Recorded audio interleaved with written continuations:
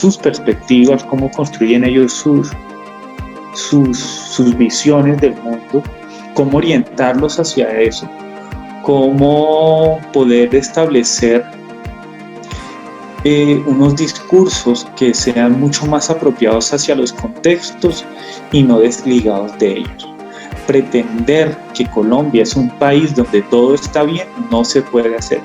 Lamentablemente, si esto se está dando, si hay un paro, si hay una movilización social y que está dentro del marco de una revolución social, porque es una revolución social, porque hace muchos años no sucedía esto en Colombia. Van a haber unos procesos, yo creo que después de esto van a haber unos procesos de transformación. Si el paro se mantiene firme, van a haber unos procesos de transformación bastante significativos y frente a eso, pues la educación tiene que estar allí. La educación tiene que estar allí, la educación tiene que poner una voz, la educación tiene que poner un espacio, y por eso pues yo considero que como docente tiene que dar el lugar allí, es allí en el aula, ¿no? Y evitar precisamente que a futuro, ¿no?, nos encontremos frente a esta situación donde se nos muestren, donde hayan personas que parece que vivieran en otras realidades, donde vivieran en otras condiciones distintas a la de las mayorías, porque si aquí hay un problema es porque es un problema de las mayorías, no es de unos pocos, es de la gran mayoría que ya está cansada. Entonces es por eso que es necesaria la educación.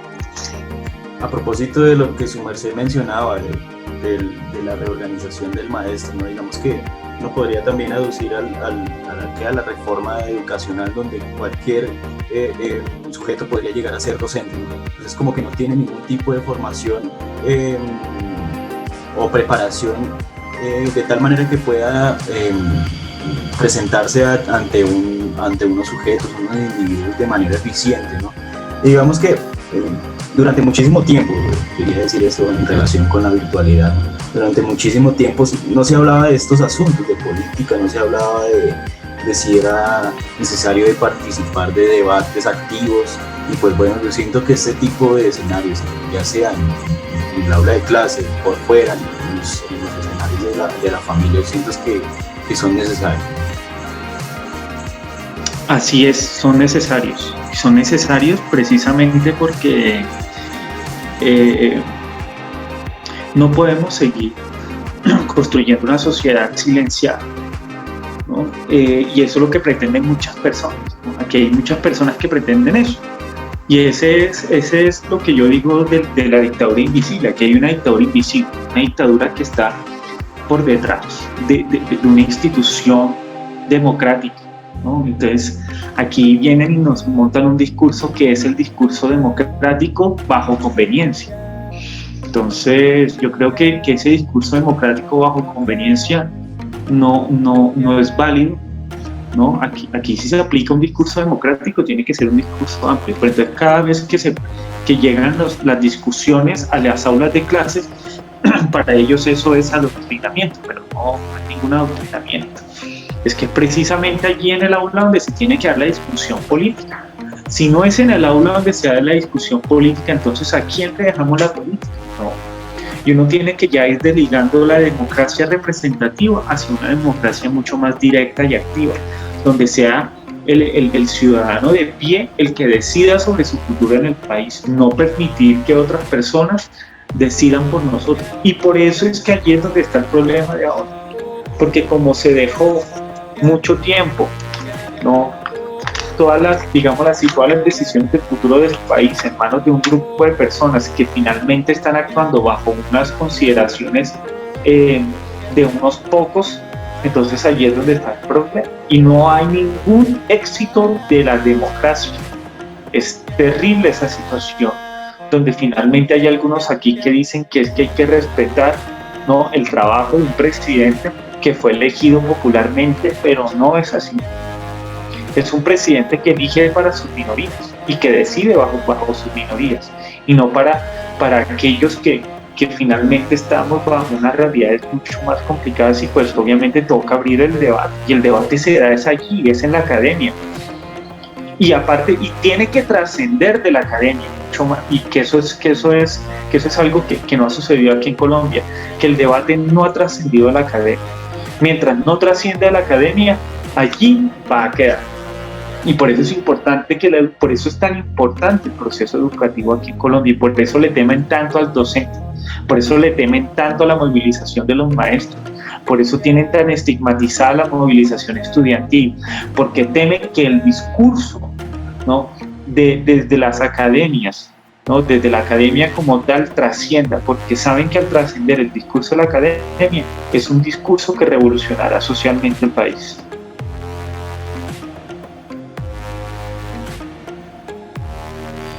Siento que a propósito de lo que su merced menciona es muy acertado, ¿no? Hay un dicho que he escuchado por ahí que dice: divide y ganarás, ¿no? Entonces, con lo anterior, siento que hay un distanciamiento no solo de la población, sino de las universidades, entre la pública y la privada, y ese sentido fraternal de luchar por un bien común. Creo que lo que nos separa como colombianos es ese pensar cómodo e individual que muchas veces nos llevan a tomar decisiones a veces impetuosas que no posibilitan una construcción en sociedad. Ahora bien, entrando en términos ya de nuestra universidad, vemos cómo la pandemia ha influido en el asunto de la formación de los estudiantes, en la posibilidad de los accesos a instrumentos que ciertamente muchos compañeros no tienen, donde escenarios de relación, de participación, de discusión y de idea se ha visto en cierta medida afectados por vernos fijos ante una pantalla. Bueno, aprovecho para traer a colación la situación particular de nosotros, de los estudiantes en la licenciatura en música, y quisiera empezar diciendo que más allá, ¿no?, nosotros de ser estudiantes y maestros en formación somos artistas, y la manera en que se hace la legitimación del arte en sí mismo es a través de la interacción con el otro, ya que esta interacción posibilita hallar el sentido en las cosas, ¿sí?, no desde una perspectiva conceptual, sino por el contrario a través de esa experiencia con el arte, que tenga la garantía de comprender, sentir, imaginar, contemplar la belleza de la vida, ¿no?, desde otras perspectivas, ¿no? No como nos la vende el capitalismo, como mero entretenimiento. Otra situación es el asunto de las clases, donde hay muchos maestros cómodos en sus hogares ofreciendo clases corrientes mientras se toman un café o preparan el almuerzo, y otros que deliberadamente cancelan las clases injustamente, dejando en evidencia que la universidad, o en su defecto la educación, no está preparada para la virtualidad. De lo anterior, ¿su merced considera pertinente que las universidades públicas acojan la posición de paro nacional? Claro que sí, porque finalmente el paro nacional surge desde un problema de desfinanciamiento de la nación, y lo lamentable es que el gobierno de turno, el gobierno actual, junto con los demás, porque es que eso no es un secreto, Colombia lleva más, la gente habla de los últimos 20 años, y yo insisto que no es de los últimos 20 años, esto tiene más de 20 años, esto tiene todo, casi medio siglo de historia, padeciendo, ¿no?, de la poca inversión social que existen desde los diferentes gobiernos. En Colombia existe una línea de gobiernos que cada vez más se aferran a unas propuestas de desarrollo desde una postura neoliberal bastante, diría yo,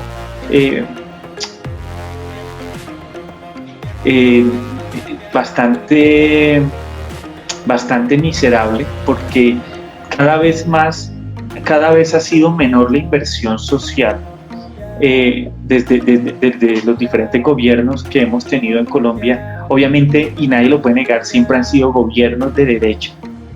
Nosotros hemos siempre sido gobernados por la derecha. Nunca hemos tenido ni siquiera un gobierno de centro, un gobierno moderado.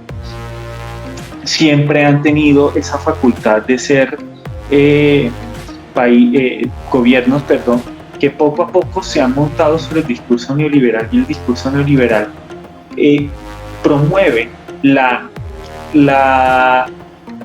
digámoslo así, el desmonte total de la estructura del Estado y del gasto social a parte del Estado y liberárselo a la parte de los privados.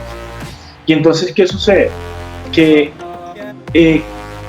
frente a eso y frente a todos los acuerdos que se han establecido con diferentes organizaciones internacionales, que pues esto no es un secreto para nadie, ese ejercicio de estar siempre cada vez más soltando un poco más la inversión social para poder invertir el presupuesto en otras cosas que no tienen nada que ver con la necesidad.